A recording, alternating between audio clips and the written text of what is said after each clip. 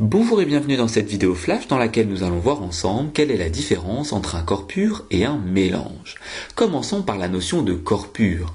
Un corps pur est un échantillon de matière qui n'est composé que d'une seule espèce chimique ou d'un seul constituant, autrement dit que d'un seul type de particules.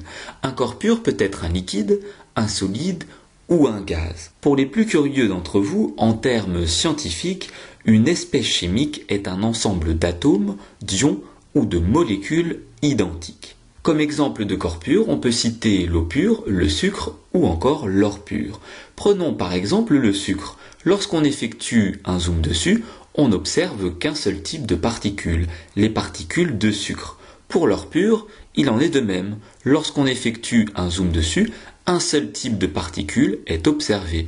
Il s'agit des particules d'or. Pour information, la pureté d'un bijou en or est définie par son nombre de carats. Ainsi, un bijou 24 carats n'est composé que d'or. Intéressons-nous maintenant à la notion de mélange. Un mélange est au contraire constitué de plusieurs espèces chimiques, c'est-à-dire de plusieurs constituants, donc de plusieurs types de particules. On peut par exemple citer l'eau sucrée, l'air ou encore l'eau minérale. Intéressons-nous dans un premier temps à l'eau sucrée, c'est-à-dire à de l'eau mélangée par exemple à du sirop. Lorsqu'on effectue un zoom dessus, on identifie cette fois-ci deux types de particules, les particules d'eau, mais aussi les particules de sirop. Il s'agit donc bien ici d'un mélange. Intéressons-nous maintenant à l'air qui est un mélange de gaz. Autrement dit, l'air est composé de plusieurs gaz. Il y aura donc plusieurs types de particules. Les particules du gaz A, du gaz B, mais aussi du gaz C, représentées par différentes couleurs. Enfin, l'eau minérale, comme son nom l'indique, est une eau dans laquelle il y a des minéraux.